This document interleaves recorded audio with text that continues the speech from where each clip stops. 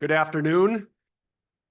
Hate to break up what sounds to be some lively conversation, but we'll go ahead and get started today. So I want to thank everybody for coming. We have a really nice crowd on hand, and it's really important that you as members, it's important that you understand, the meaning of this meeting and how it is basically the foundation of our cooperative financial institution. So I really applaud you for taking the time to come out, and I hope that we'll both teach you some things today and reaffirm our commitment to you as a credit union. If you saw up front, we had several tables there just highlighting some of the services that we offer, maybe some of the things that you haven't, you were less familiar with. So that was part of the idea there, was just to get acquainted with you and introduce some of the things that we can do for you. So thanks to our team who was manning those booths, and thanks to everybody for taking time to go up and have some conversations. So we'll start today with the Pledge of Allegiance, so if you wouldn't mind in joining me.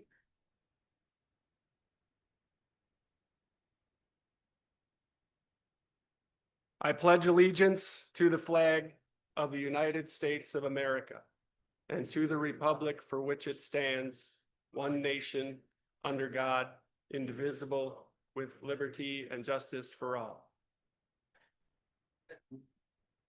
Thank you. With that, I also like to thank those among us and our members who aren't here, who are currently serving or who have served in our armed forces. We really appreciate that. And as we head into our Memorial Weekend, we make sure we commemorate and thank those individuals who have made the ultimate sacrifice. So I should introduce myself. My name is Bob Gerads. I'm the president and CEO of Mid-Minnesota.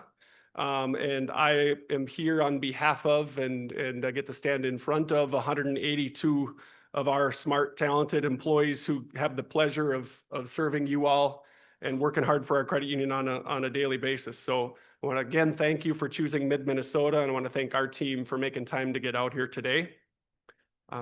As we move towards the business meeting, I also want to recognize and just take a minute. Our business can be very personal, and so I just want to recognize those members who we've lost over the past year, and say a prayer for those who are grieving the loss of maybe family members. And so just join me in a moment of silence for those individuals who we've lost throughout the last year.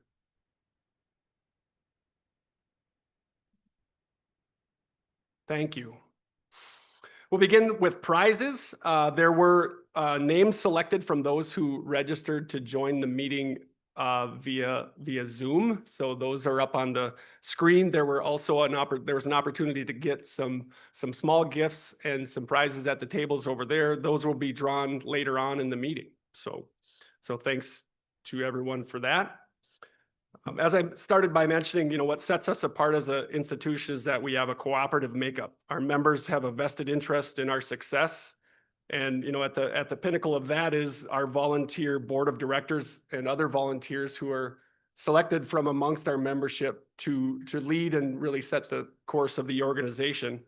Our board is made up of unpaid volunteers who take a responsibility of setting the direction for the credit union. They look at policies, they look at our strategic priorities, and they give honest feedback. They dedicate more hours than they might even admit at times to help us with that process. The role's never been easy, but I think everyone can appreciate in the current landscape, it's become even more important for those individuals. So I want to recognize our board of directors who are seated over here at the right. And if you're in the middle of a sandwich, you don't have to stand up, folks, but you can at least give us an acknowledgement. So I can't see around the flag, but Greg Lange, Rhonda Smith, Sarah Spear, Debbie Erickson, Mark Corwin-Kaczynski, Jeff Gorvin, Darren Larson, and Mike Paulus. So thank you to our board. We've also got several members of our supervisory committee here with us today. This group meets on a quarterly basis, and they provide oversight to exams and audits and compliance-related items, all the fun stuff, all the rules. And so Jason Gonringer, Todd Fremming, Tammy Evenson, and Michelle Hanch make up our supervisory committee, so we appreciate them as well. Lastly, seated at the table over here is the executive management team. This is the group that I spend most of my time with, and it's a really bright, talented, dedicated group. So Chris Tangen, are you over there, Chris? Chris is our Chief Technology Officer. Karen Munster Tiger is our Chief Financial Officer. Joe Reed is our Chief Revenue Officer. And Missy Borg, our Chief Operations Officer. Just want to thank that group for really being somebody that I can hitch my wagon to on a regular basis. It's really, I guess, gives me a lot of comfort to know I've got dedicated people who've been around a while just to help us make sound decisions. So with that, I would like to turn it over to Greg, our board chair, and ask him to officially begin the annual meeting. Thank you, Bob. It's my, it's my privilege to call to order the 2025 annual meeting of Mid-Minnesota Federal Credit Union. Has the first vice chair established if there's a quorum present? I have. There are 98 members in attendance in person and at least 16 members that are attending virtually. So a quorum has been established. Okay. Thank you, Rhonda. I will now entertain a motion to dispense with the reading and approval of the minutes from our last annual meeting. I do need to get a name and a location, please. Could you just share that with me? Elaine Sauer Brainerd. Is there a second? And okay, Jackie Furious, did I hear? Furious from Ferndale. Thank you. All those in favor of the motion that's been presented to us, please respond by saying aye. Opposed, same sign. Thank you. The minutes of our last meeting have been approved. It has been my honor and privilege to serve on the board of directors for Mid-Minnesota Federal Credit Union. I've been a member of this credit union for over 2 decades and have served on the board of directors since 2018. I recently had the opportunity to celebrate the 100th anniversary of credit unions in Minnesota by attending a conference down in Prior Lake. As I recall, all of the credit unions in Minnesota were represented at that conference. And while each credit union is its own entity, it ceases to amaze me how each credit union is willing to help each other to better serve our members. While banks continue to leave rural Minnesota, credit unions remain to provide the auto loans for our members, fund the construction of our neighbor's home, and grow our local businesses. I'm happy to share with you now a short video that has been prepared by the Minnesota Credit Union Network, showing the beginning of credit unions in Minnesota.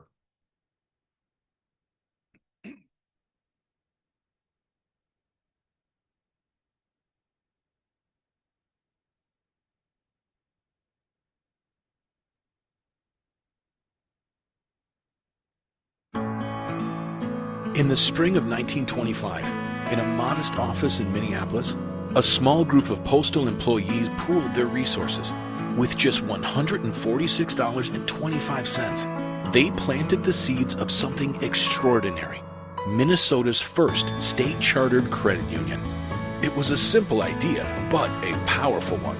Financial services designed not for profit, but for people. From that humble beginning, Minnesota's credit unions have grown into a movement, now serving over 2.2 million members and stewarding more than $41 billion in assets. For a century, credit unions have been more than financial institutions. We've empowered generations of Minnesotans to achieve their dreams, whether it's buying a home, starting a business, or planning for a secure future. We are community builders, offering support to philanthropic partners and local businesses. We promote financial education, helping members make the right choices for themselves and their families. This year, as we look ahead to the next century, we do so with confidence. We will gather, share, and celebrate Minnesota's credit union history. We will actively collaborate with lawmakers. We will advocate for our communities. We will welcome new members. Because in Minnesota, credit unions will always be focused on one mission: people helping people. Join us today.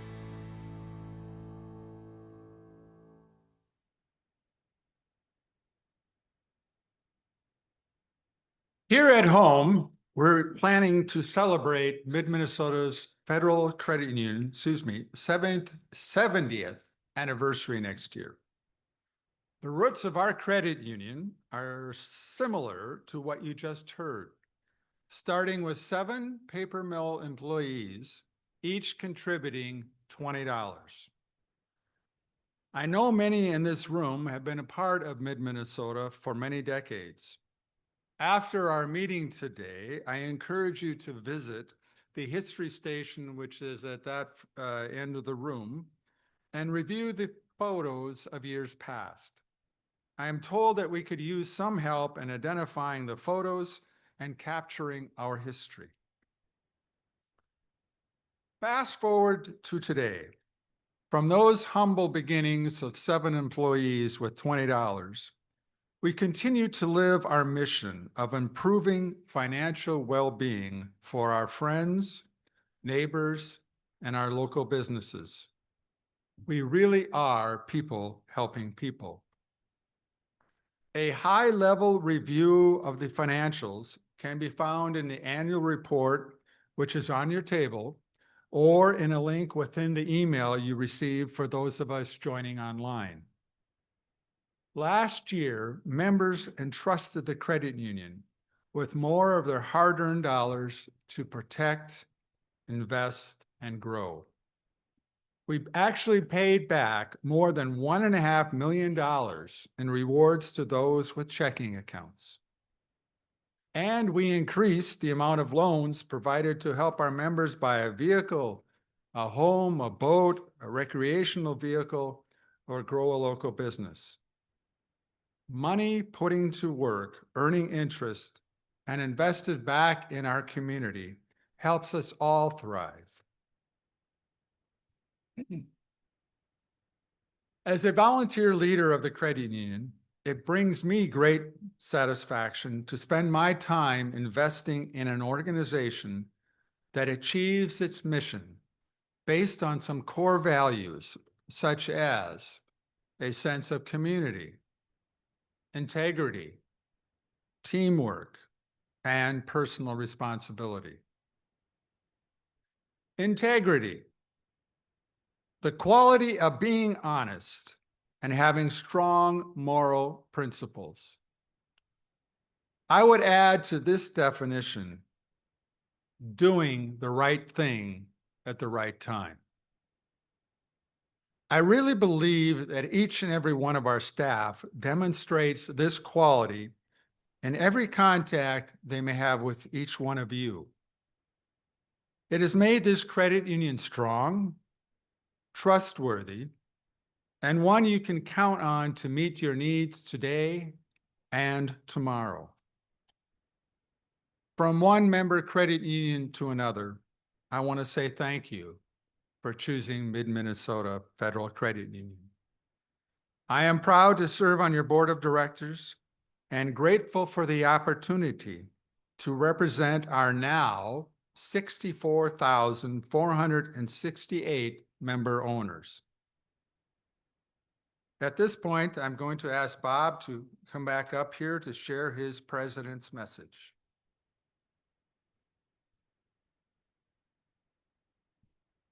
Thanks, Greg. I have script and then I always am sitting listening and I always want to go off it. And I had one member comment that last year's meeting went a little bit too long, so I'm going to try not to ad lib much. It's just one member, but when it's your wife, you got to listen, you know.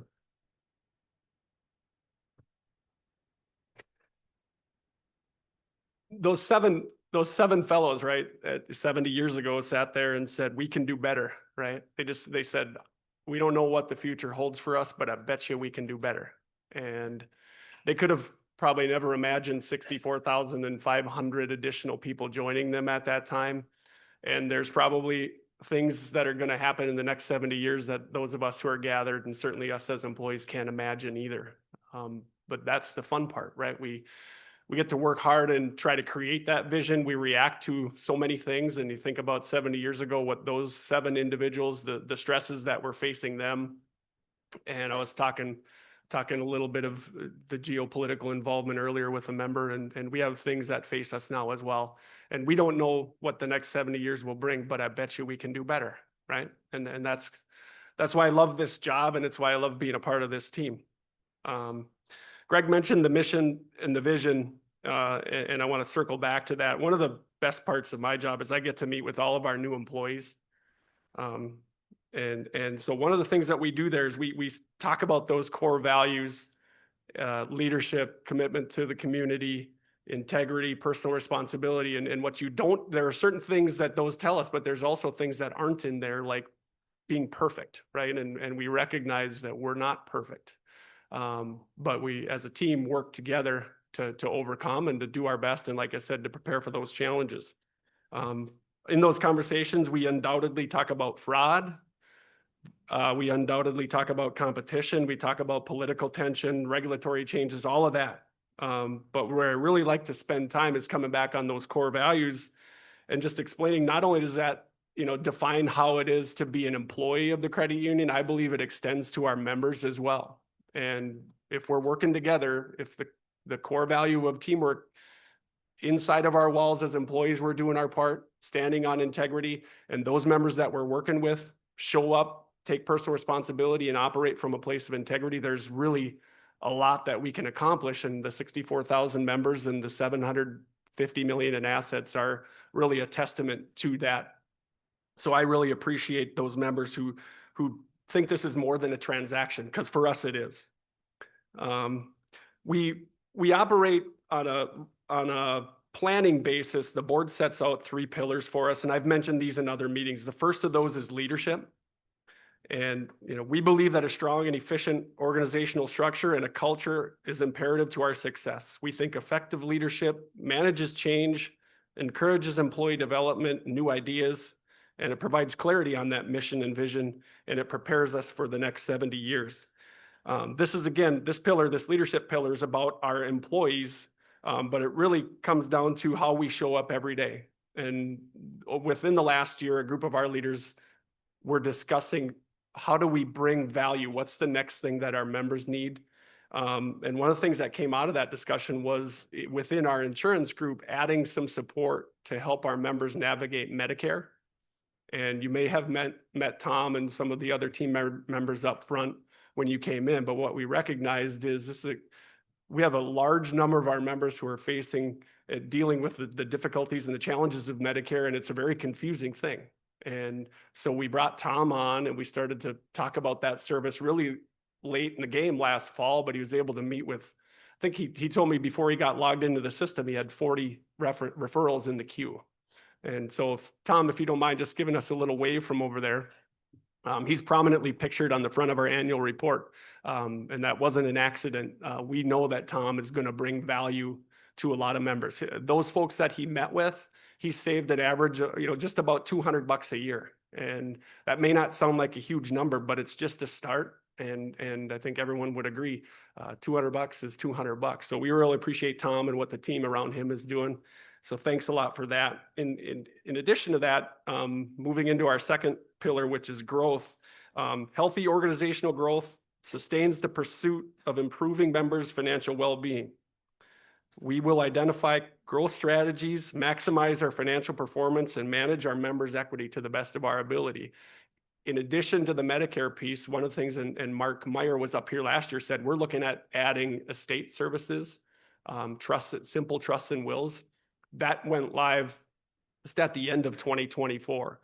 I've heard statistics as high as 70% of our members don't have a simple will, or they don't have an estate plan. And as leaders, when we were sitting around discussing this service, there wasn't a person at the table who couldn't say, it was my Uncle Joe, or it was my neighbor Jane, right, who didn't have it in order. And on a regular basis, our team meets with those family members who are left behind to navigate when there's not a plan. And so we believe, a service that'll get that conversation started. There's a ton of value there. And so if you haven't taken that step, and you're not alone, 70% of us haven't, we recognize it's one of those things that people put off. And I heard recently somebody said people avoid estate planning because they think it's planning for death. It's not planning for death, it's planning for your stuff. And so get that conversation going. If you haven't seen that, it's available through our online banking system. You can also just call or stop by, and we have staff who can help you. We work with Legal Karma on that, and they have professionals who will assist you and walk you through it. We want to avoid any of you being the person who procrastinated and said, I never got around to that. It's a reasonably priced service, so we don't want it to be cost prohibitive to anybody. And, with all due respect to Greg, who is a retired attorney, people find it a little intimidating to make that call to an attorney's office. And so, hey, that's out of it too. Our staff would really love to help you with that. And instead of being in a conversation with your loved ones after the fact, we'd like to be talking with folks ahead of time, just getting a plan in place. So another area that falls under that growth area that I wanted to highlight today, our indirect loan program has really become, not only in the state, but across the nation, really a flagship for us. And it is a really good, it generates a lot of new members for us. And we really feel strongly that we're, again, bringing value to the car, boat, camper, that buying process. Kristen Dupree is with us today, unless she left. She promised she was gonna, she's like, if I don't have loans to approve, I'll get there, Bob. So Kristen's over. She's our dealer relationship manager, and she's got a pretty good sized team that she works with that really just make sure that we're available when you need us in terms of financing that next auto or fill in the blank. We've got a dealer network of more than 80 partners that we work with. It's really a muscle that we've, I think, strengthened over the years. Jonathan, who kind of leads up that group, was joking the other day. He said, we approve more loans after hours than most people do when they're open. And that's thank you to people like Kristen who are paying attention all the time. So the third and last pillar is member experience. And the target there is to earn member loyalty. We need to deliver a secure, convenient, and consistent member experience by providing comprehensive products and services. There's no end to the number of things that are available for us to do. We can, if we have $1 to spend on enhancing our products and services, we can spend that 5 different ways. And so we really try to hone in on, again, where's the value going to come from? And Greg mentioned our rewards checking program. It's called Kasasa. The most important thing there is for those members who've signed up for it, by doing some of the things that they would normally do, by using a debit card, by signing up for electronic statements, a few other things. We've paid out more than $1.5 million in rewards. 224,000 in waived ATM fees, which is an incredible number. Over 900,000 in interest paid on those accounts, almost $500,000 in cash back, again, on debit purchases and things like that. So if you're unfamiliar with it, I would just invite you again to stop by, talk with any of our staff today, stop by in the office and just say, hey, I want to learn about this.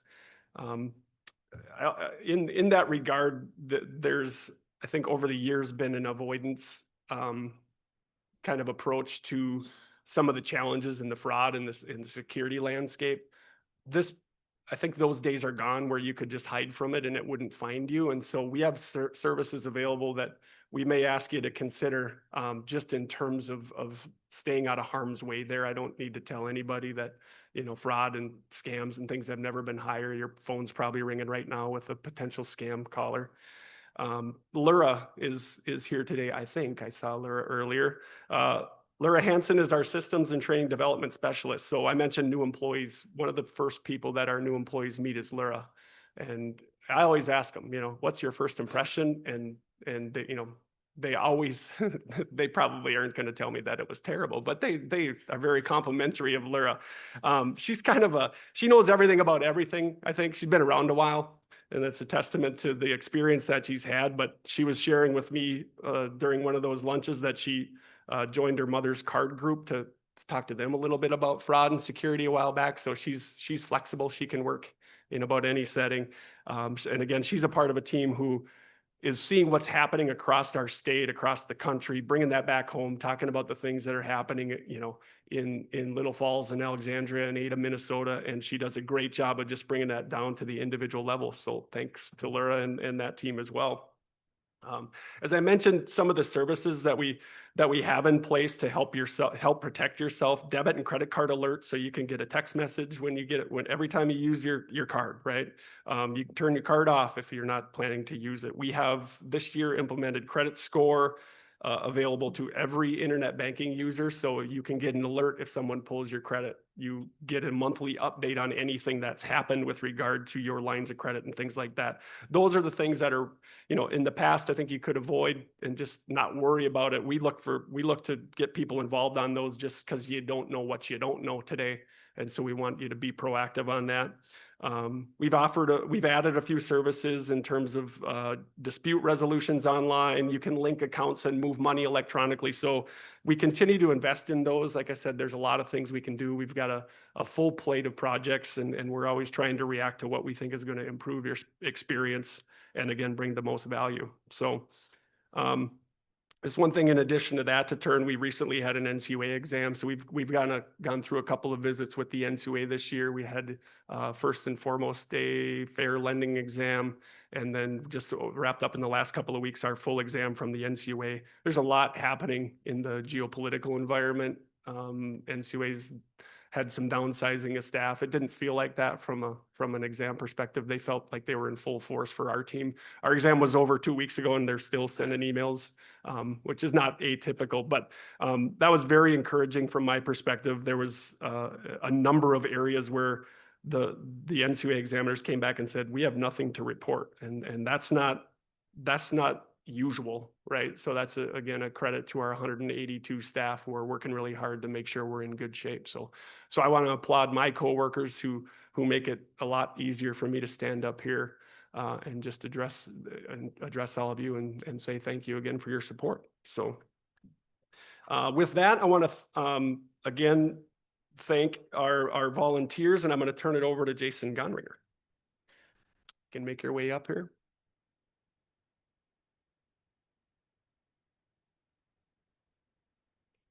Thanks, Bob.